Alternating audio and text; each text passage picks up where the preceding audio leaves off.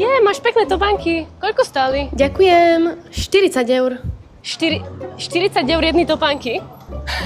Ty vieš, čo ja môžem mať za 40 eur? Štvoro topánok z Pepka, sprej do topánok a ešte aj rohošku pod dvere. No a potom som bola na masáži, na takej kvalitnej za 60 eur a potom... 60 eur za masáž? Vieš čo, ja by som mala za 60 eur nákup na celý týždeň. Na celý týždeň. Pre 4 osoby. Čo keby sme išli na to sushi na rohu? Môžeme. A koľko tam tak stojí sushi? 15 eur približne. Počkej, pre jedného? No. 15 eur? Ty vieš, čo ja môžem mať za 15 eur? Hlavné jedlo, polievku, predjedlo, dezert na 3 dní pre 5 ľudí. No a v tej novej kaviarni akože stojí 7 eur tá káva, ale veľmi dobrá je inak. 7 eur jedna káva?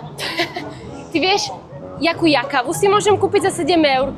Brazílsku, praženú, smaženú, fantastickú, k tomu cukor do kávy, hej, šálky a keby boli v zľave, tak aj potácky po tie šálky. Počúvaj, koľko teraz stoja žuvačky? Čo ja viem, 2 eurá balík. 2 eurá jeden balík? Však ja som 20 rokov dozadu kúpila jedny žuvačky za 5 centov. No dobre, ale to bolo pred 20 rokmi. No to je jedno, ale proste dali sa kúpiť za 5 centov, nie teraz z 2 eurá jeden balík.